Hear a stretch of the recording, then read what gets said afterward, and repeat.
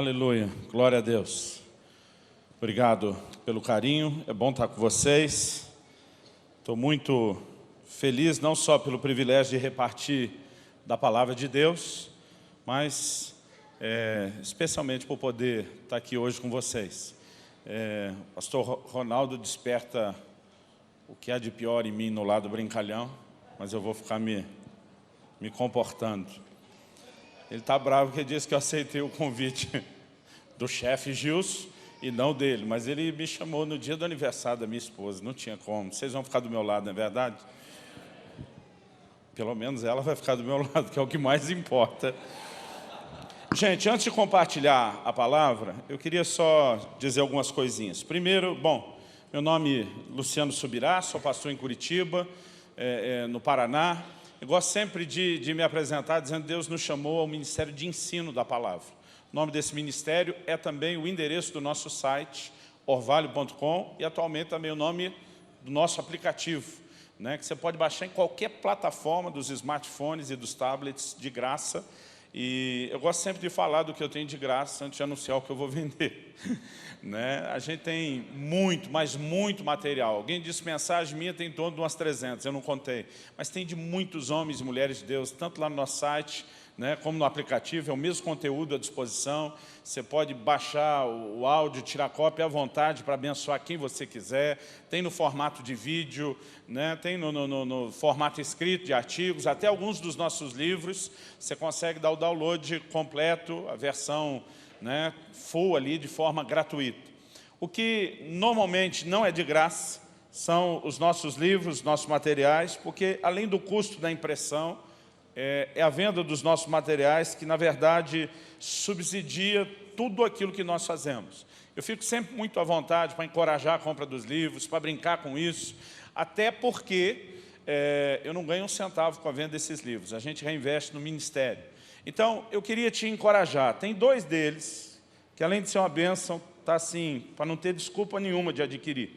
Um deles chama Voz de Muitas Águas, quando a palavra de Deus fala mais alto. Quando a Bíblia compara a voz de Deus como uma voz de muitas águas, é uma referência ao barulho. E nesse livro a gente fala que a voz de Deus tem que encobrir as outras vozes na nossa vida. Paulo diz que há muitos tipos de voz no mundo, nenhuma delas sem significado. E eu creio que isso é uma instrução muito prática para te ajudar a viver num lugar onde a palavra de Deus fala mais alto. O livro vai estar sendo vendido a R$5. Se a coisa estiver difícil, nós vamos parcelar em 5 de 1. Se você não conseguir nem desse jeito, nós vamos fazer que nem Casas Bahia. Quer pagar quanto? Alguma coisa nós vamos tentar tirar de você, para tentar cobrir pelo menos o custo. Além desse livro, tem um outro ali, A Outra Face dos Milagres. Esse material também, apesar da ênfase ser milagre no título aqui, a gente fala sobre buscar Deus pelo que Ele é, não só pelo que Ele faz. É um livro precioso. Escrevi esse livro pensando principalmente na liderança, mas tem sido bênção para muita gente. Além desses materiais, eu tenho ali Conhecimento Revelado. Foi o primeiro livro que eu escrevi e publiquei. Fala do entendimento espiritual da palavra. A gente tem ali um clássico do nosso ministério, O Agir Invisível de Deus. Nesse livro, a gente fala a respeito de um Deus soberano, que usa circunstâncias que a gente não entende para trabalhar em nosso favor. A Bíblia diz que todas as coisas cooperam para o bem daqueles que amam a Deus, são chamados segundo o seu propósito. Amém? Esse livro não fala só da soberania de Deus, de fé e confiança da nossa parte, mas fala muito do tratamento de Deus conosco, usando essas circunstâncias que a gente não entende. Eu gosto de uma frase do Otmani que diz: aqueles que não se deixam ser trabalhados por Deus, nem deveriam trabalhar para Deus. Ok? Você que está envolvido em liderança, é um livro assim que eu recomendo, é muito especial. Queria fazer uma média com meu novo amigo.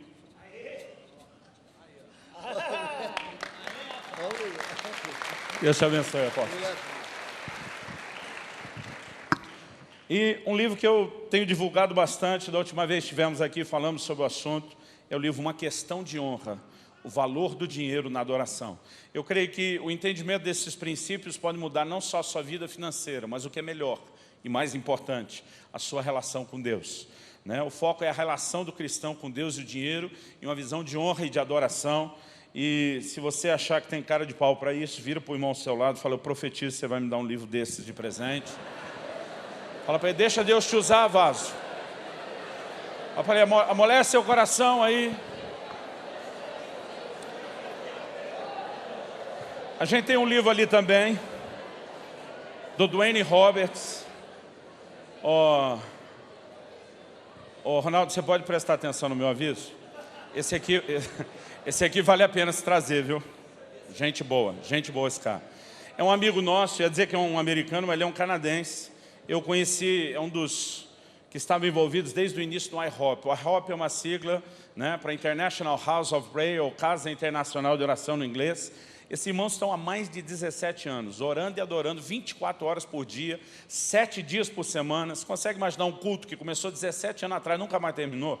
É o que eles estão vivendo lá, né? Ele veio para o Brasil plantar uma casa de oração em Florianópolis, e esse livro foca essa questão da busca a Deus, da paixão pelo Senhor, como o que tem de mais importante. Fica aí também a dica. No YouTube, a gente faz isso lá em casa, né? Não no YouTube, você pode entrar direto no site IHOP, KC, que é a sigla para Kansas City, né? .org, e você pode ver o streaming, ver a coisa funcionando. É muito precioso o que eles estão vivendo, mas mais do que falar de oração e adoração, eles falam muito de paixão pelo Senhor, dessa busca pelo Senhor Jesus. Amém. Vamos trabalhar. Eu quero que você abra, por favor, sua Bíblia no livro do profeta Daniel, no capítulo 11 e no versículo 32. Perguntei ao pastor Gilson quanto tempo eu podia falar. Ele me disse que eu podia falar quanto tempo eu quisesse. Ele falou, o povo vai embora às 9, mas você fica à vontade.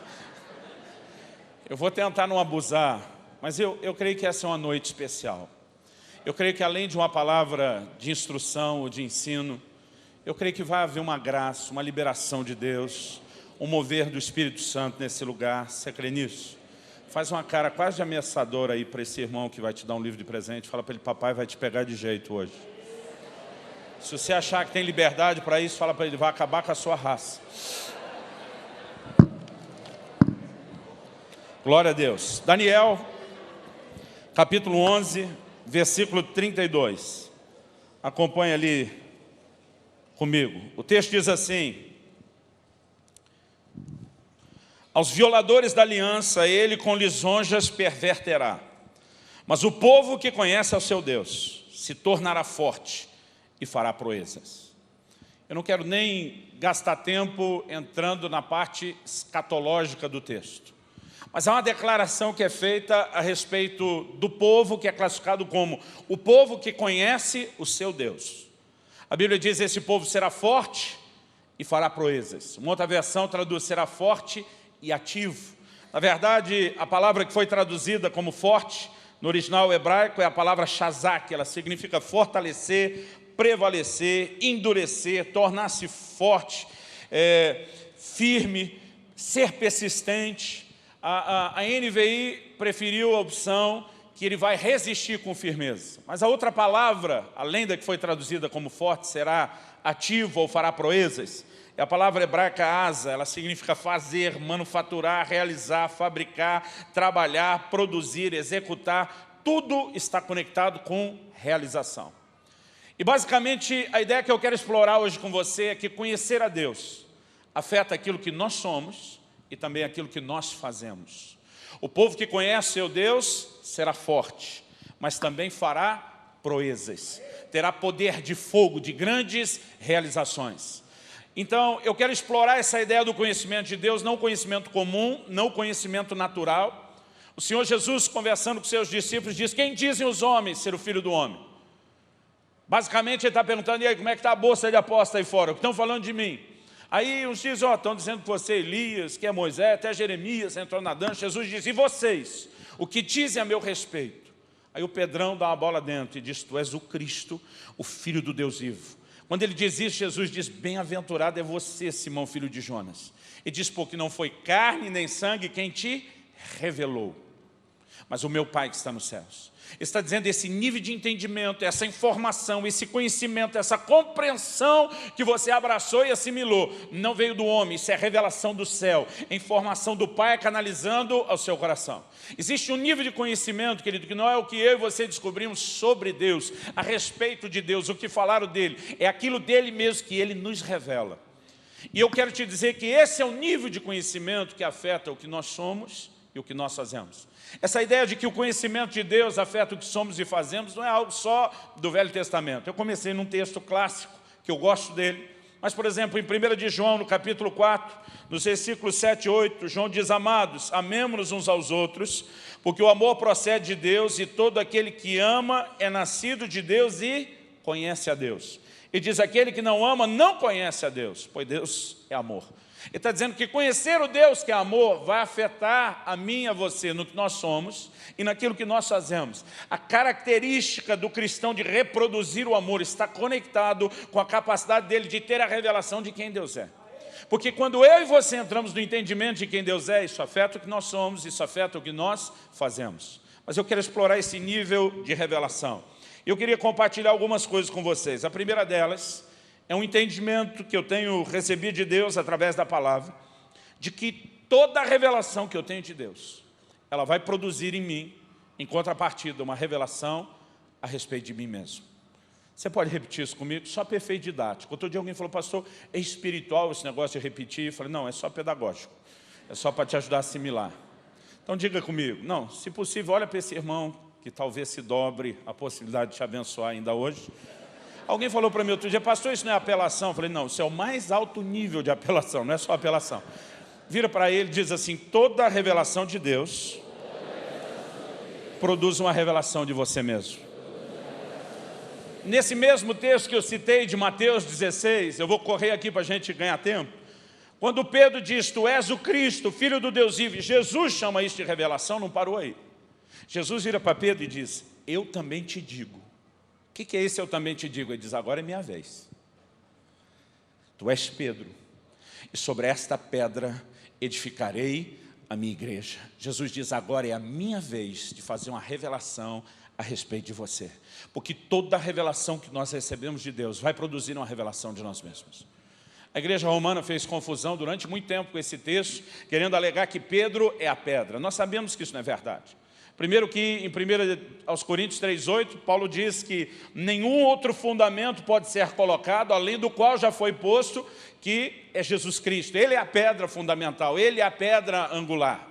Nós sabemos também que há um jogo de palavras no grego. Jesus diz: tu és Pedro, no grego Petros, um pedaço de pedra. Ele diz: e sobre esta pedra, no grego Petra, uma grande rocha. Ele não está falando da mesma. Ele diz: edificarei a minha igreja.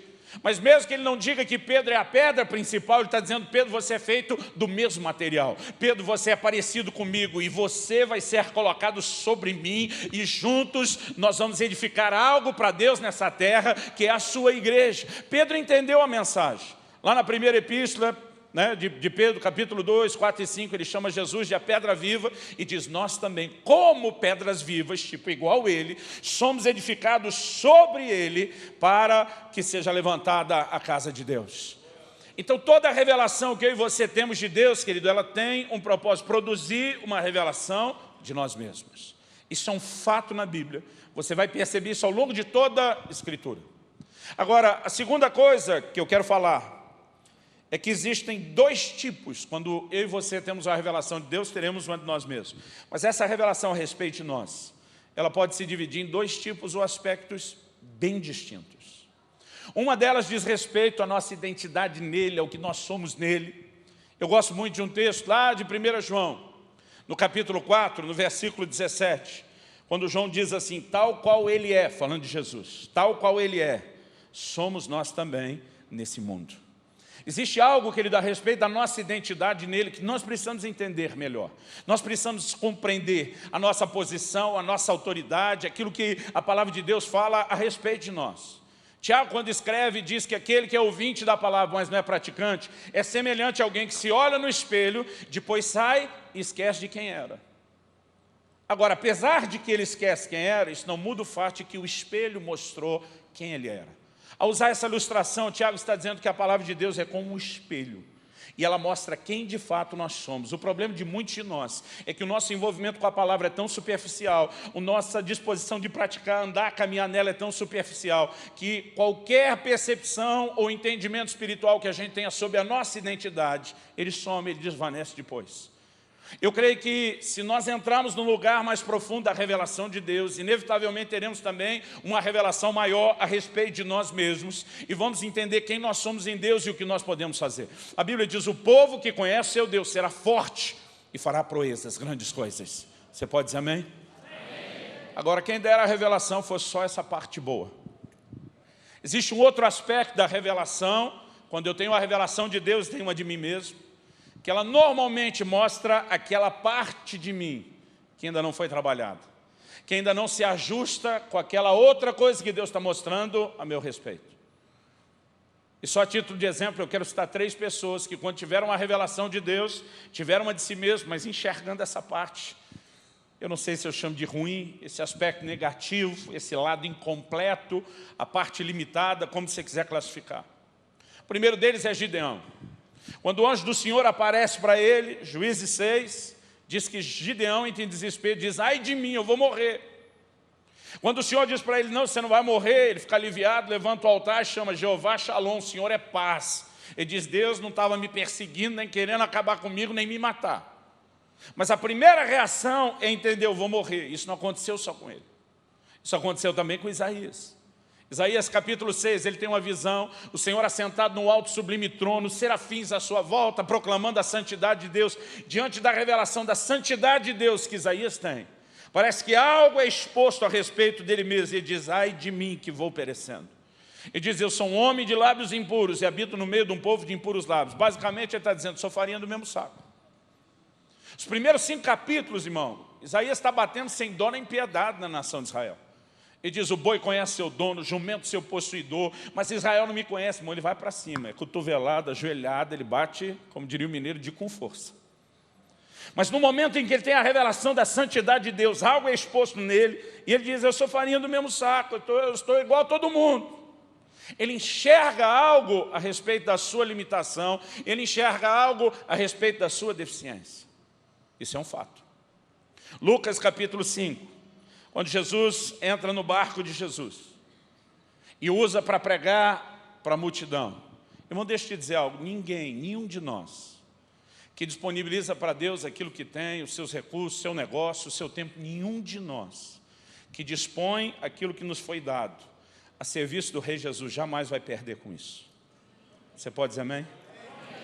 Muitos de nós, querido, quando começamos a cuidar de pessoas, discipular, liderar célula, às vezes temos que abrir mão de um pouquinho de trabalho, de um ganho extra, mas deixa eu te dizer, nada que você faz focando ou priorizando o reino de Deus é investimento perdido. Jesus, depois de usar o barco de Pedro, diz, pois bem, agora é hora da recompensa, lança as redes para o lado.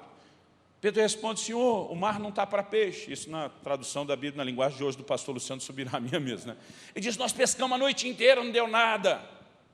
Eu imagino Jesus talvez pensando consigo mesmo, esse barco não estava à minha disposição antes. Lança as redes para a direita. Irmão, quando Pedro lança, vem aquela pesca milagrosa, vem aquela provisão sobrenatural. E eu acredito, querido, quando nós disponibilizamos nosso tempo, nosso trabalho, nossos negócios em favor do Senhor, nós vamos ver manifestações sobrenaturais de Deus na nossa vida.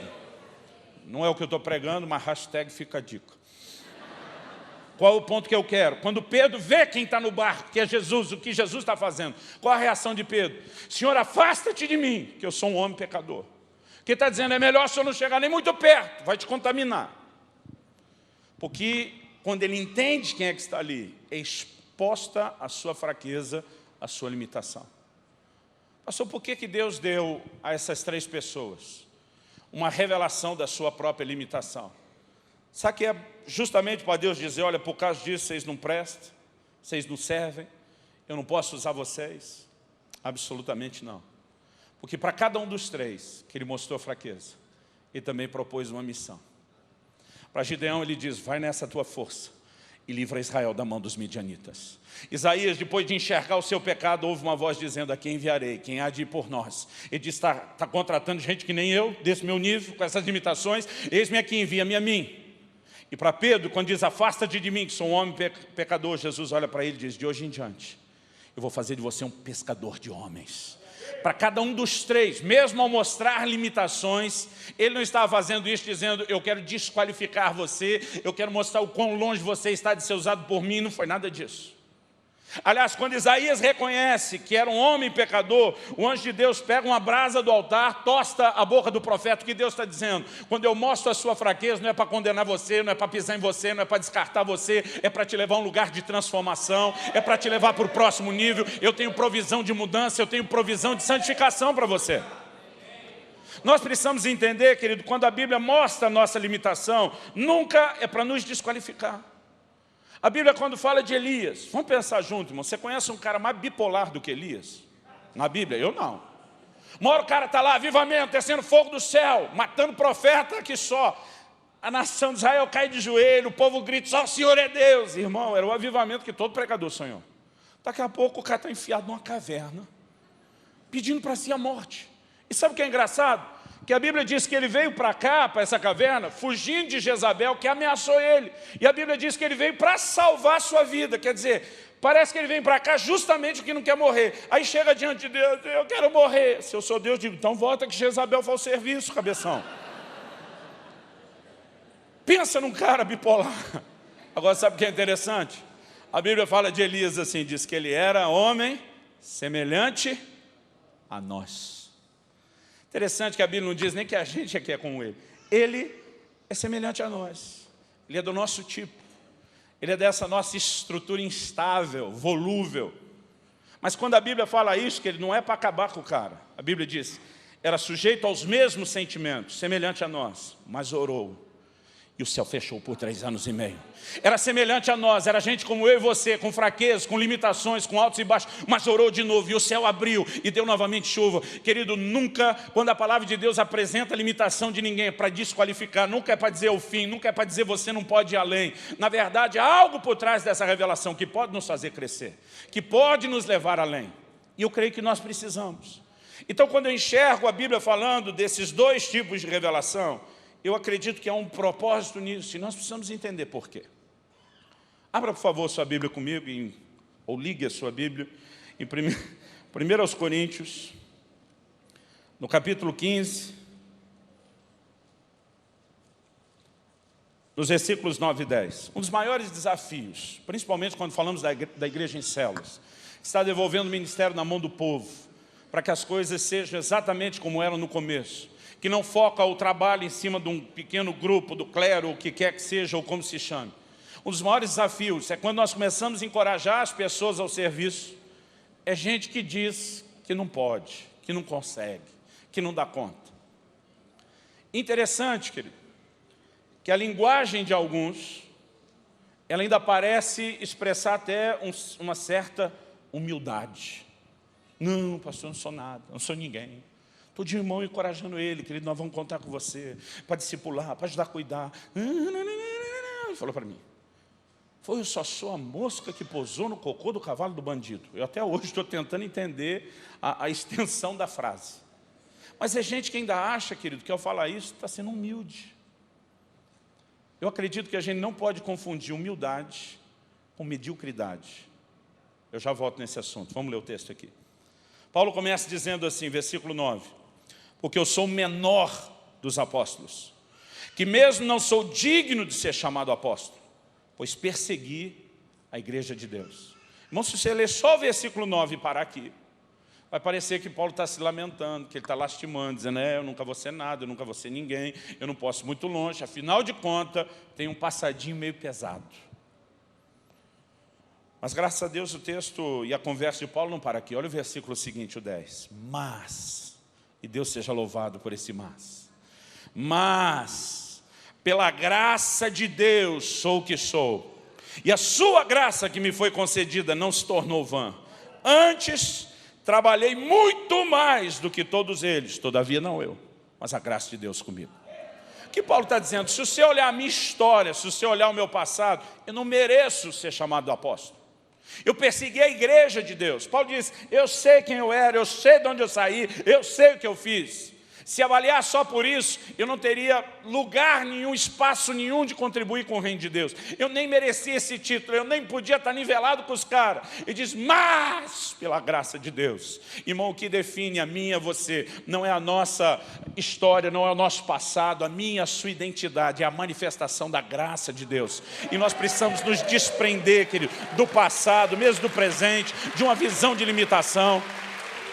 Paulo diz, eu trabalhei mais do que todos eles. De quem está falando? Do resto dos apóstolos. Agora, duas maneiras de você entender a frase. Eu ouvi um pregador dizer isso. Ele diz, a primeira delas, você imaginar uma tabela, como do Campeonato Brasileiro de ponto corrido. Quem está na liderança? Então, talvez Paulo diz, trabalhei mais. Então, ele está nas cabeças, liderando o campeonato. Imagina... Está amarrado esse negócio aí que você falou. Falou de um outro time que é do maligno ali, irmãos. Aí Paulo, imagina uma tabela de pontuação, de score ministerial. Paulo está em primeiro, talvez Pedro em segundo, João em terceiro, não sei. Ele está dizendo, eu trabalhei mais. Então ele está liderando. Essa é uma maneira de entender. A outra, que eu particularmente acredito que é o que Paulo está dizendo, ele está dizendo, eu trabalhei mais do que todos eles juntos. E diz, você pode colocar os 12 apóstolos do Cordeiro juntos, eles não fizeram o que eu fiz. É só você ler o livro de Atos e estudar a história da igreja. Enquanto eles se dedicaram a evangelizar os judeus, não só de Israel, mas também da dispersão, Paulo com a sua equipe ganhou o resto do mundo, faz você as contas. E diz, todavia não eu, mas a graça de Deus comigo. Ele está dizendo, eu não tenho nenhum motivo de orgulho em relação a focar em mim mesmo, dizer que sou melhor do que ninguém, porque é a graça. Ele diz, mas também não vou ficar preso no meu passado, não vou ficar olhando para as minhas limitações, porque é a graça. A graça, querido, é um ponto de equilíbrio, que não me deixa ficar nem no lugar de mediocridade, nem descambar para o lugar de orgulho. Porque muita gente confunde, querido, humildade com mediocridade. Tem gente que acha que ser humilde é ser fraco. E uma coisa tem nada a ver com a outra. Jesus diz, aprendei de mim que sou manso e humilde de coração. Você concorda que ele é o referencial de humildade? Agora, você acha que é humilde alguém dizer, aprenda com a minha humildade? Porque a maioria de nós pensa que ser humilde, irmão, é falar mal de si mesmo. Eu gosto de uma frase do C.S. Lewis, ele diz que humildade não é você pensar menos de si mesmo, é você pensar menos em si mesmo. É só você sair do centro, mas você não precisa se depreciar para ser humilde. Você consegue entender a diferença? Olha o primeiro sermão de Jesus, quando ele se levanta em Nazaré, ele abre o livro do profeta Isaías, começa a ler, o Espírito do Senhor está sobre mim, porque me ungiu. E ele diz, hoje se cumpre essa escritura. Ele vem a público para dizer, o Espírito de Deus está sobre mim. Eu vou libertar o cativo, eu vou curar o enfermo, eu vou fazer isso, eu vou fazer aquilo. Em outras palavras, está dizendo, eu sou o cara, eu tenho solução do céu para vocês. Ele está deixando de ser humilde? Claro que não, porque ele diz, eu só falo o que eu ouço meu pai falar. Eu só faço o que eu vejo meu pai fazer. O tempo todo ele transfere glória ao pai. Ele reconhece que ele não é o centro, mas em momento nenhum, quando a questão é ser um canal desse Deus o Pai, ele se coloca como alguém fraco. Porque humildade, querido, não é mediocridade. Alguns de nós temos sido enganados pelo diabo. E a gente fica com a conversa mole, eu não posso fazer muita coisa, eu não sou nada, eu não sou ninguém. Irmão, isso é o seu passado. Agora você está em Cristo, você é uma nova criatura, você é participante da natureza de Deus. Não dá para manter só o mesmo discurso. Agora, a linha é muito fina. Outro dia alguém me perguntou, pastor, por que o senhor acha que Deus deu esses dois níveis de revelação? Eu falei, porque eu creio que eles se completam. Se a gente andar em um só deles, nós vamos para um extremo. Se a gente andar só no outro, nós vamos para o outro extremo. Eu tenho conhecido crentes que parece só tem a revelação da fraqueza.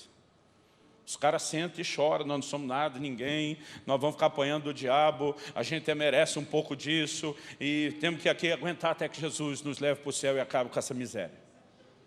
Mas tem uns caras do outro lado, irmão, que vão para o outro extremo. Eles começaram a entender quem são em Cristo. Começam a enxergar a sua posição, a sua natureza, a sua identidade. E daqui a pouco, esses caras estão achando que são a quarta pessoa da Trindade. Eu vi muita gente. Irmão, um dos maiores perigos que nós vamos enfrentar no ministério se chama sucesso. Numa reunião de pastores lá em Curitiba, recebemos um doutor desses, internacional, renomado, expert desses assuntos de guerra, batalha espiritual. Um dos pastores fez uma pergunta: doutor fulano de tal, na sua opinião, qual é o espírito que mais está resistindo ao crescimento da igreja nesses dias? O cara olhou para ele e falou: o Espírito de Deus. Ele falou: e antes que você ache que eu não entendi a sua pergunta, vou explicar que você não entendeu a minha resposta.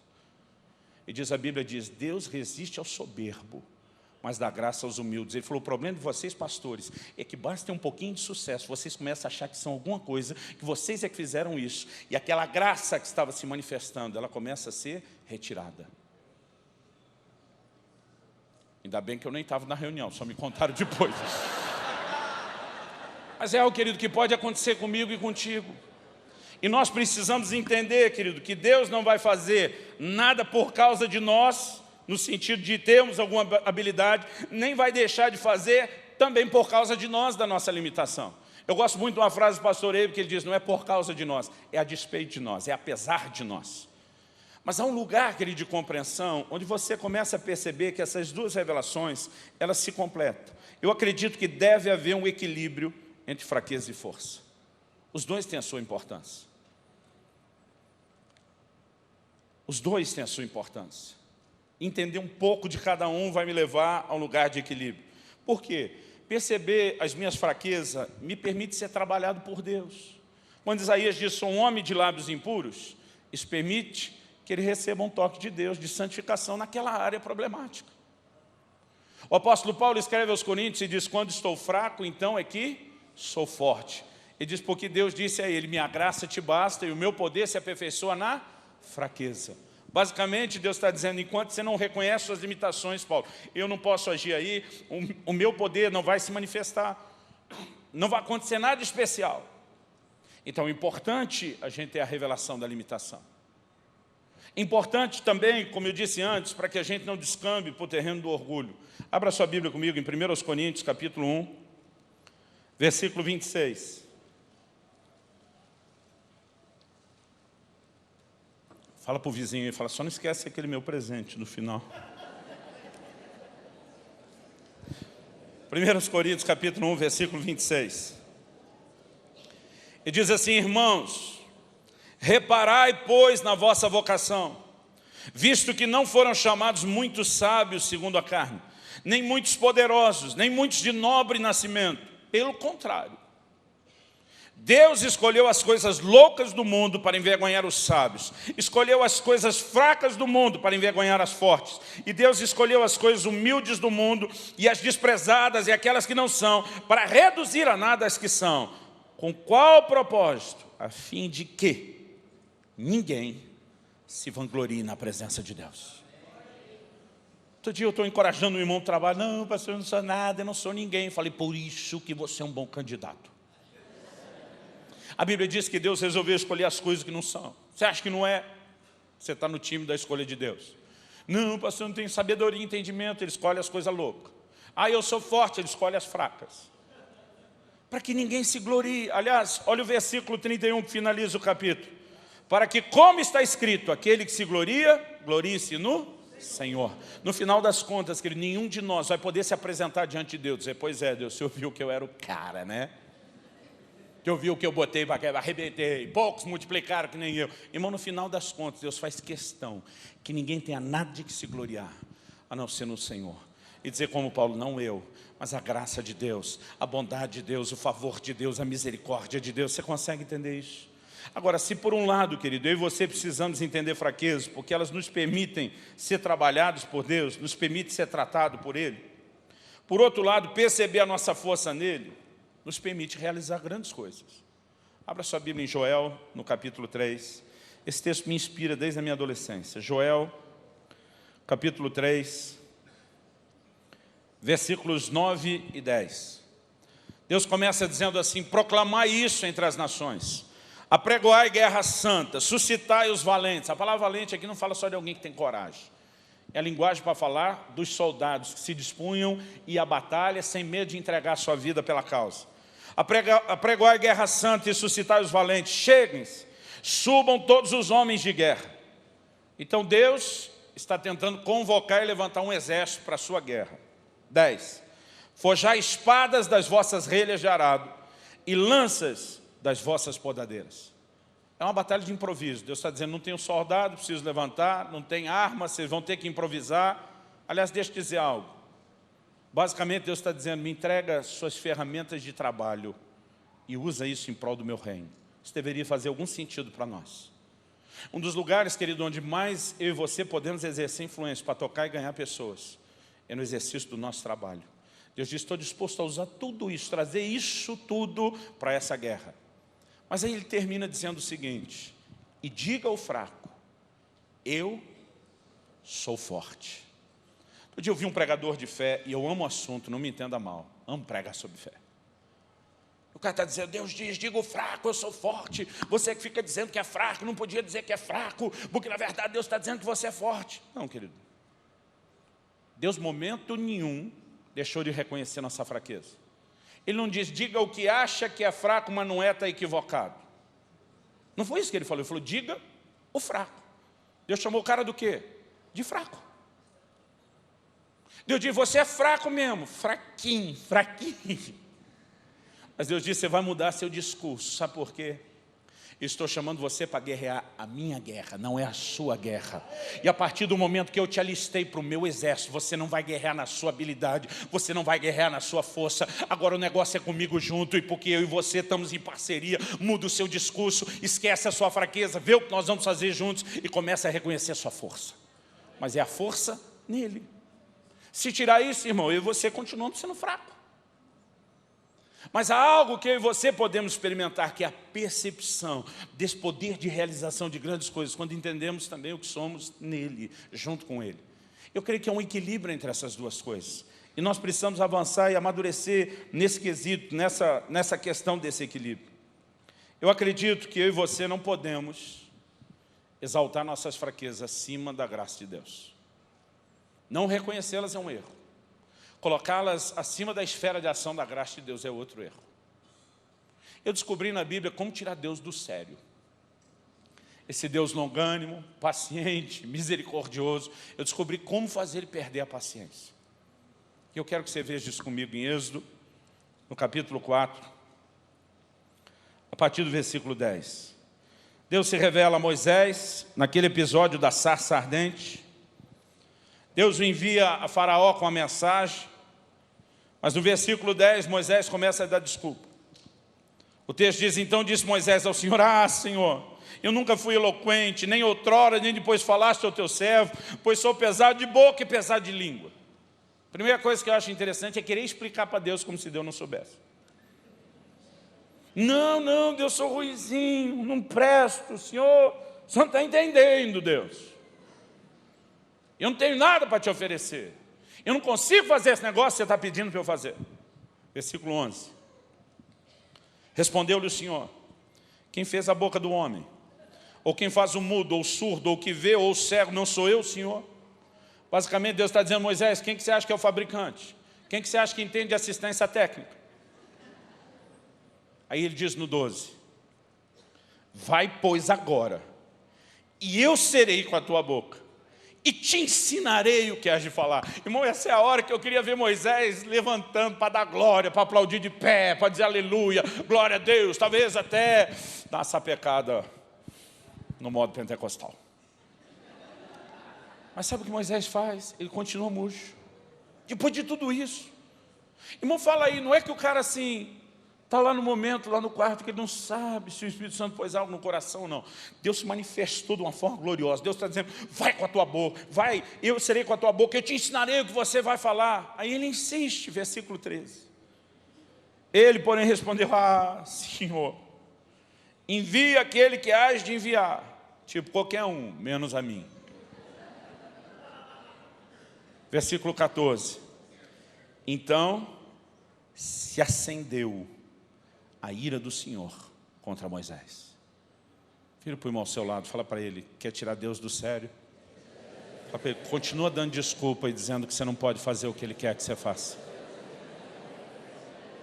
Irmão, sabe o que é interessante? Olha para cá um instante. Tem crente que ainda acha que isso é humilde. Deixa eu te dizer, irmão, isso é uma afronta para Deus. A gente chega no momento do louvor e adoração, levanta as mãos e diz: Senhor, Tu és o Criador, o sustentador de todas as coisas, o Deus forte, grande, poderoso, não há quem possa deter a sua mão. Aí esse Deus, que você está dizendo que é esse Deusão, chega para você e diz: pois é, eu quero te levar.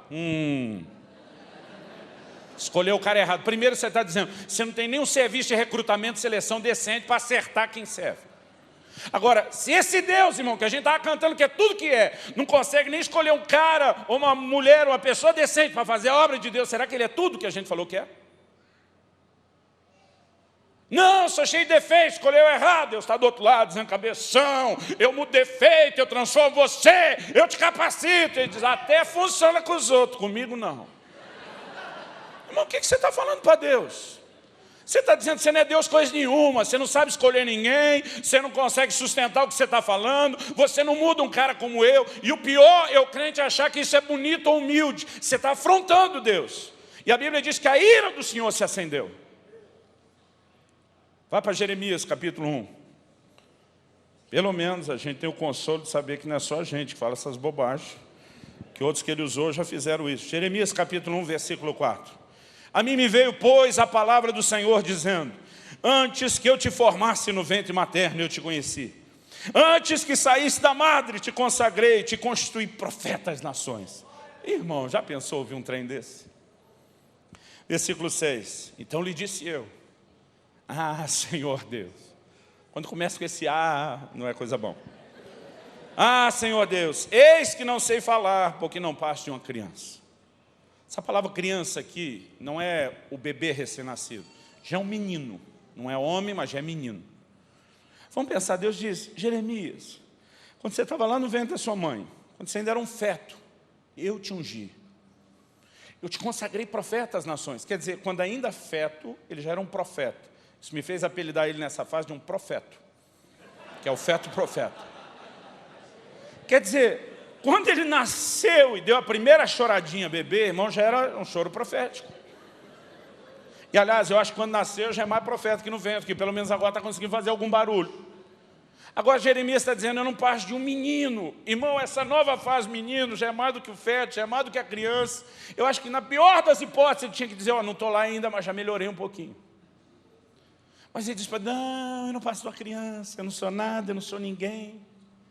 Versículo 7. Mas o Senhor me disse: não digas, não passo de uma criança, porque a todos a quem eu te enviar irás, e tudo quanto eu te mandar falarás. Irmão, vamos pensar o que Deus está falando. Ele diz: não digas. Ele está dizendo: Jeremias, se eu estou falando que você pode, você pode. Acredita em mim, Jeremias. Se eu estou falando que você pode, não é para você olhar em você e procurar suas habilidades. Deus diz: eu serei com a sua boca. Eu te ensinarei o que vai falar. Olha a continuidade aí, versículo 8. Não temas diante deles, porque eu sou contigo para te livrar, diz o Senhor. Depois estendeu o Senhor a mão, tocou-me na minha boca e me disse: eis que ponho na tua boca as minhas palavras. Olha que hoje constituo sobre as nações, sobre os reinos, para arrancares, derribares, destruíres, arruinares, para edificares e para plantares.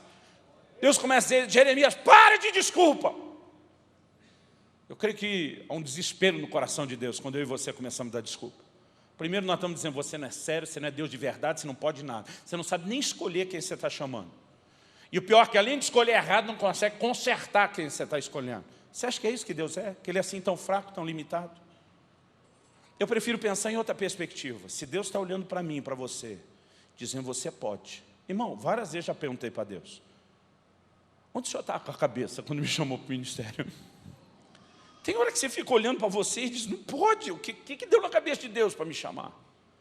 Mas porque nós estamos procurando as nossas próprias habilidades. Jesus vira para os seus discípulos e diz: vocês vão ser levados para falar diante de reis. Irmão, naquela cultura, não é qualquer pessoa que podia se dirigir ao rei de qualquer forma. Os judeus, quando vão confrontar, acusar Paulo, contratam um orador profissional, porque esse negócio tinha que ser bonitinho, bem feito e bem falado. Não era qualquer um. Mas Jesus diz: vão levar vocês diante de reis. E diz: mas não se preocupe com o que ou como vocês vão falar naquela hora, porque ele diz: não serão vocês falando, será o Espírito do vosso Pai falando por intermédio de vocês. Desde o início, Deus está dizendo, eu nunca estive esperançoso a respeito das suas habilidades naturais. Deus está dizendo desde o início que eu esperava era encontrar alguém, um vaso, através do qual eu manifestasse minha graça, minha unção, meu poder. Irmão, nós precisamos entrar num lugar onde essa revelação de Deus, não só a respeito dele, mas de nós, permita essas duas coisas. Ao enxergar minha fraqueza, entrar num lugar de profunda dependência de Deus. Não só para que Ele me trate, mas saber que qualquer resultado não provém de mim, provém dEle. Mas ao mesmo tempo enxergar qual é a minha força nele. O que eu tenho nele, a unção, a autoridade, a capacitação, a graça. E saber que isso não tem nada a ver comigo ou com as minhas habilidades. Eu não consigo entender um crente, irmão, que nem Deus falando que ele pode, ele consegue acreditar. Se nem Deus te motiva, quem é que vai te motivar? Agora, quando você começa a entrar num lugar onde as coisas fazem sentido no plano espiritual, irmão, vou te dizer, até o diabo me encoraja. Quando eu comecei a pastorear, eu tinha 20 anos de idade. Moleque, solteiro. Vinha de um ministério itinerante, muito bem sucedido, mas quando fui pastorear, o tempo todo ficava um negócio martelando na minha cabeça. Desiste disso aí. Você vai arrebentar com essa igreja. Esse negócio não vai funcionar, você não vai chegar a lugar nenhum. Você não serve para isso, você não foi chamado para isso. Irmão, eu sabia que aquilo não era de Deus. Mas por algum lapso, às vezes, eu e você acreditamos que o diabo é nosso amigo. Que ele quer ajudar a gente. Que ele está interessado no nosso melhor.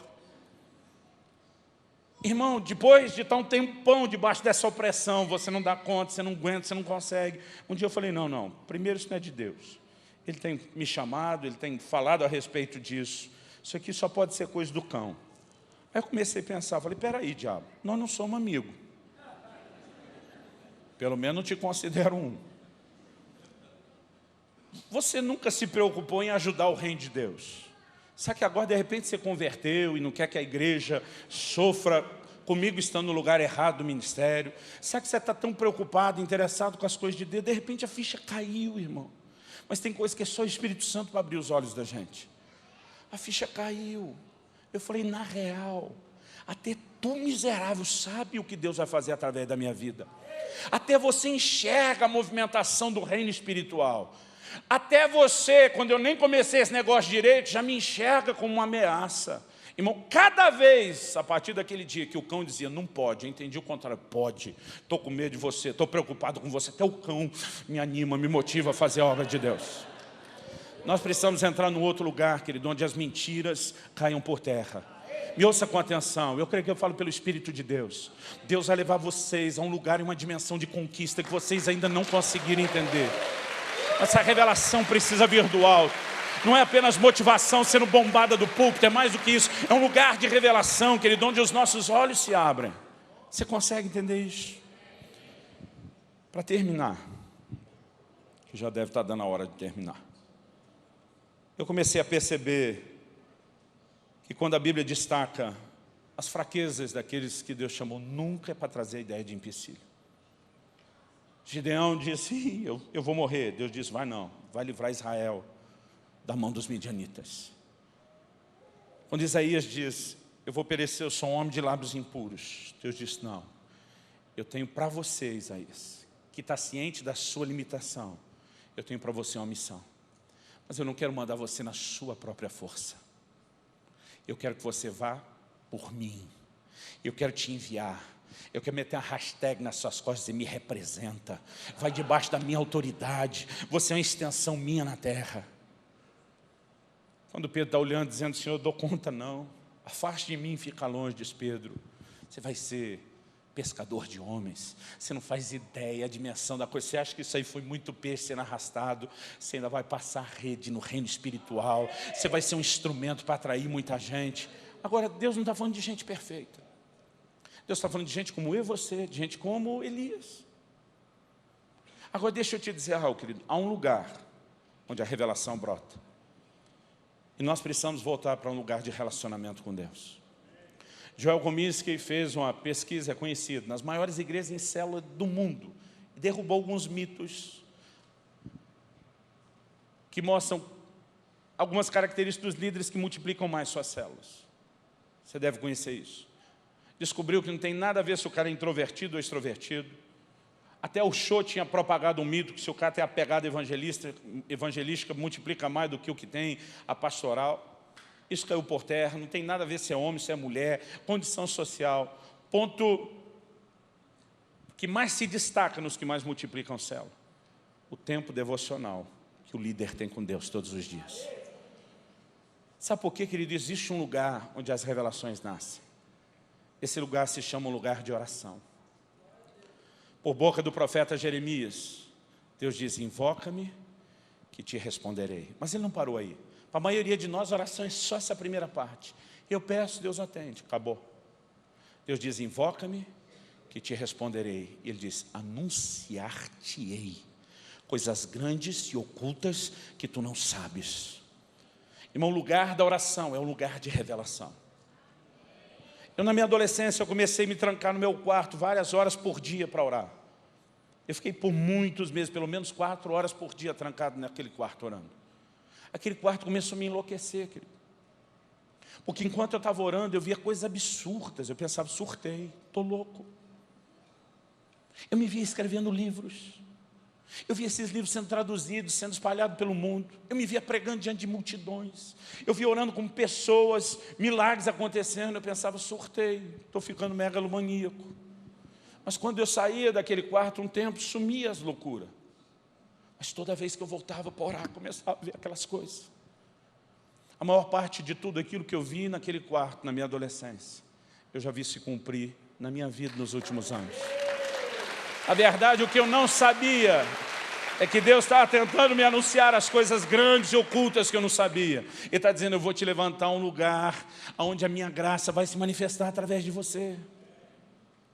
Irmão, às vezes eu fico doido, eu vejo uns camaradas que no natural já tinha tanta habilidade. Seria errado confiar nela, mas pelo menos tem alguma coisa. Mas o cara nem isso enxerga. Nós precisamos entrar no lugar de uma dependência de Deus. O conhecimento de Deus, querido, é algo progressivo. Oséias profetizou: conheçamos e prossigamos em conhecer a Deus. Agora, há um lugar na comunhão, há um lugar, naquele lugar de oração, onde as coisas vão começar a mudar dentro de mim e dentro de você. Agora, sabe qual é o nosso problema? Quanto mais a gente começa a trabalhar, mais a gente se afasta do lugar de oração. Quando eu olho para Jesus, eu fico com vergonha. O ministério bombando, arrebentando, as multidões procurando. E a Bíblia diz: Jesus se retirava para os lugares desertos e orava. Há um lugar, querido, onde eu e você nos garantimos, no sentido de que não vamos funcionar nem na nossa limitação, nem numa mentalidade equivocada a respeito de nós mesmos. Há um lugar, querido, onde eu e você entramos em Deus e a nossa percepção começa a mudar. Quando eu olho para os apóstolos, eu vejo uma transformação poderosa acontecendo. Entre aquele time que andou com Jesus, dando um monte de mancada, um monte de bola fora, e os homens de Deus que eles se tornaram. Agora, alguns de nós queremos limitar, e eu não estou reduzindo de forma alguma o poder do Espírito Santo, mas nós limitamos isso só a uma experiência em Pentecostes. E a maioria de nós fica acreditando que um dia alguma coisa vai acontecer que mudou tudo, e pronto, está resolvido. E talvez esse seja o nosso problema. Nós estamos jogando a expectativa numa provável, possível experiência que virá um dia, mas parece que nunca está vindo. Porque transformação, querido, não é só algo instantâneo, é parte de um processo. Agora, quando eu e você decidimos entrar em Deus e começamos a entrar nesse lugar de revelação, nós vamos perceber duas coisas. Nós vamos perceber mais das nossas limitações. E Deus vai salientar isso não só porque Ele quer nos transformar. Ele tem provisão de transformação. Mas Ele quer que eu e você ficamos lá no nosso lugar, com a bolinha abaixo, dizendo: não fui eu, foi a graça de Deus. Ao mesmo tempo que Ele quer que eu diga: não fui eu, porque eu enxergo e eu sei quem eu sou e que eu não tenho o suficiente para oferecer. Ele quer que eu enxergue o que Ele fará através de mim. Vamos ficar em pé, vamos orar.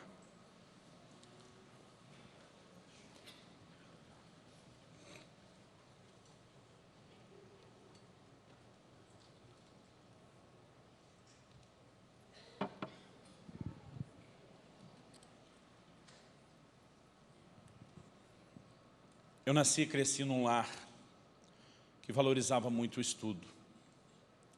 Meu pai, na nossa fase de pré-adolescência, tirou televisão de casa. Um dia nós chegamos, não tinha mais TV. A gente disse: o que aconteceu? Meu pai disse: nem embora. Eu falei: comprou outro? Ele falou: não, vocês vão ficar sem. Eu lembro que ele olhou para a gente e disse, filho, o meu não cresce assistindo TV, jogando videogame, vocês vão aprender a ler. A gente tinha que pegar uma média de teve uma época que eram 2 livros por semana na biblioteca da escola. É lógico que na época eu odiei. Virei televizinho, tudo que eu queria ver tinha que ser na casa do vizinho. Mas hoje eu sou muito grato pelo que meu pai fez. Meu pai era daqueles camaradas, quando estudava a Bíblia, ia direto no original grego, estudando a Septuaginta, a Vulgata no latim, o original hebraico. Era um cara assim de muita erudição.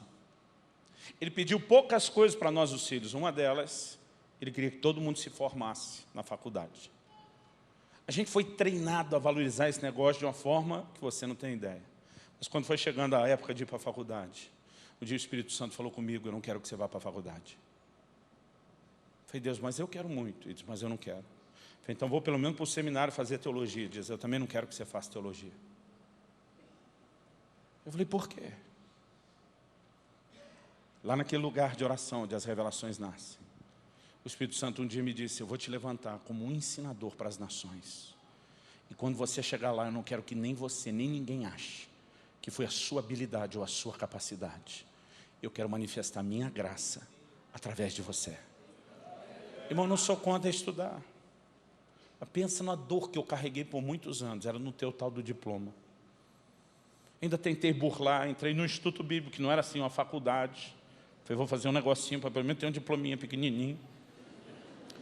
Eu estava há 6 meses estudando, o diretor me tirou, me botou para dar aula, eu formei minha classe, não tem diploma. Alguns anos atrás, alguém me disse, ó, todos os seus livros são considerados monografias, seus anos de ministério contam como experiência, as escolas que você estruturou, os caras, se fizeram umas provas aqui, em uma semana, uma universidade dos Estados Unidos, disse, nós te damos uma graduação e talvez mais um pouco. Eu me animei. E quando eu comecei a me animar, ouvi uma voz,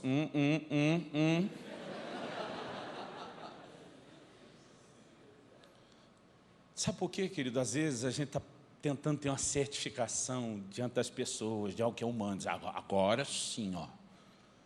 Há um lugar onde eu e você podemos entrar, querido, dependendo de Deus. Você me entende? Esse cara sem estudo já distribuiu mais de 500 mil de livros. Tem hora que eu fico olhando dizendo, Deus, você é divertido. Mas essas coisas ao longo do caminho têm me ajudado a crer, querido, nós podemos ir muito além, muito além. E sabe, se nós não entrarmos nesse lugar da revelação que Deus tem, para a gente entender quem nós somos nele, o que nós podemos. Irmão, a gente vai ter que ficar fazendo que nem aqueles brinquedinhos que você tem que dar corda ali. O bonequinho anda um pouquinho, daqui a pouco parou. Você vai lá dar corda de novo.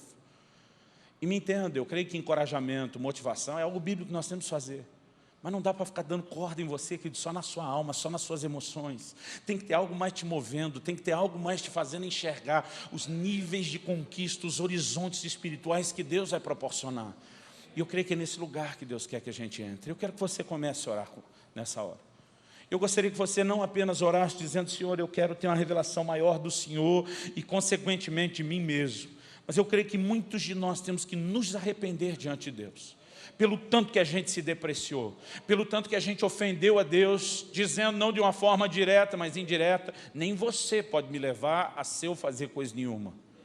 Eu gostaria, querido, que você realmente pudesse dizer, Senhor, eu me arrependo, eu reconheço o quão leviana tem sido minha atitude, e eu quero entender, eu quero enxergar, eu quero compreender esses horizontes que o Senhor tem para mim.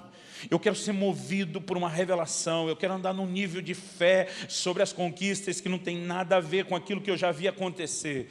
Irmão, Deus vai fazer algo extraordinário nessa nossa nação. Eu tenho certeza que Deus vai chacoalhar essa cidade, Deus vai chacoalhar esse estado. O que está por vir, eu creio que a maioria de nós ainda não conseguiu nem ter noção, nem ter ideia. E eu me recuso a perder esse grande mover de Deus, esperando uma próxima geração que acorde. Nós precisamos entrar nesse lugar de entender isso. Eu quero que você ore por isso. Fala com Deus do seu jeito.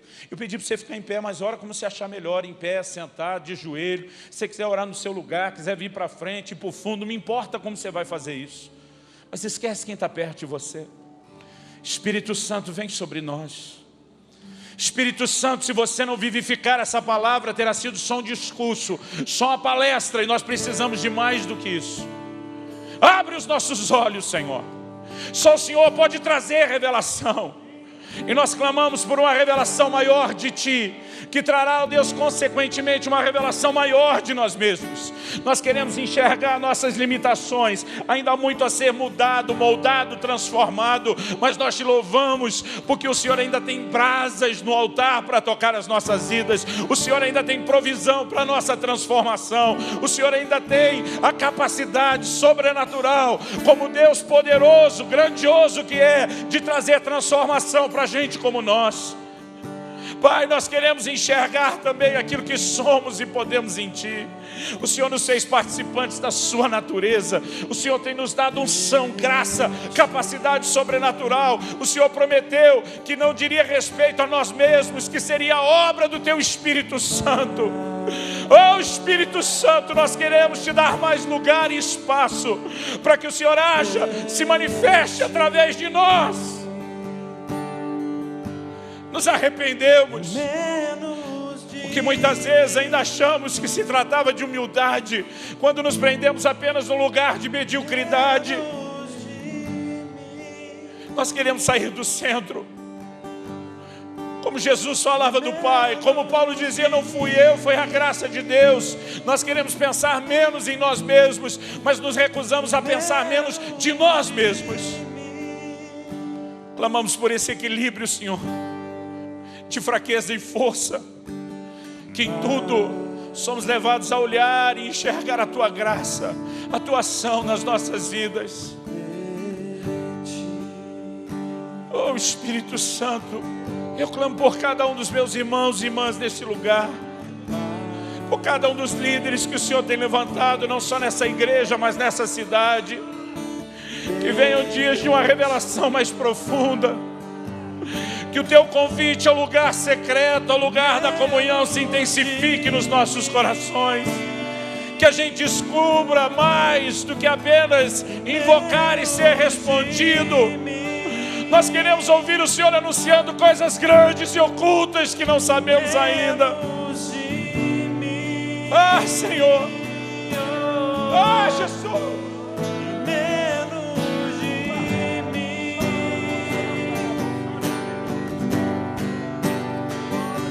Ele cresça, eu diminua, Ele apareça, eu me constranja com a Sua glória e todo o Seu amor, infinita humildade, servo de todos os irmãos. Ele cresça, eu diminua, Ele apareça, eu me constranja com a Sua glória e todo o Seu amor, infinita humildade, servo de todos os irmãos.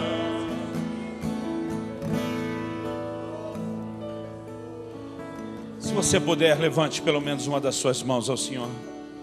O apóstolo Paulo diz, eu quero que os homens orem em todo lugar, levantando mãos santas.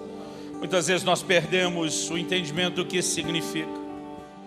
Eu creio que isso fala não só de rendição, mas de dizer, Senhor, existe algo em Ti que eu posso tocar, existe algo em Ti que eu posso receber, existe algo no Senhor que eu posso atrair.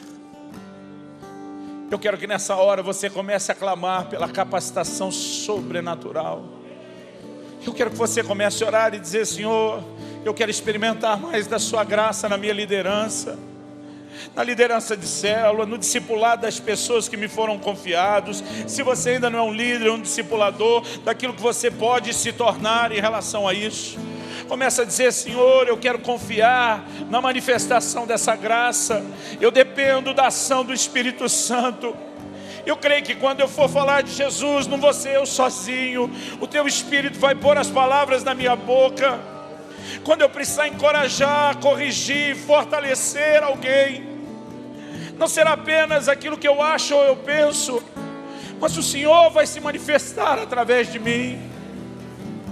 Começa a dizer: Senhor, eu me entrego, eu quero confiar naquilo que o Senhor diz a meu respeito. Eu quero acreditar que o Senhor vai fazer algo sobrenatural, que eu vou ser um instrumento seu.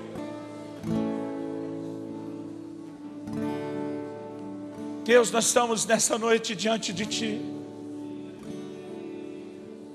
Reconhecemos e nos arrependemos, porque reconhecemos que muitas vezes temos depreciado o que somos, temos anulado o que o Senhor diz a nosso respeito.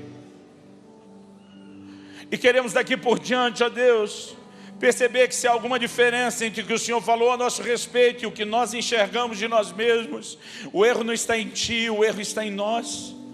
E nós queremos ter a capacidade de nos enxergar como o Senhor nos enxerga.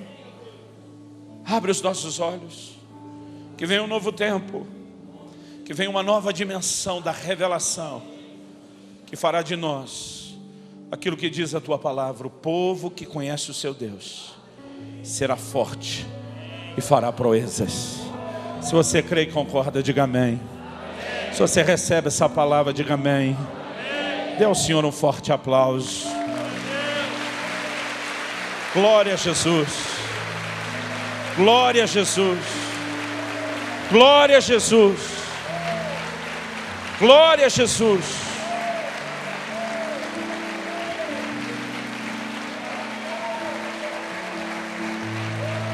Glória a Jesus.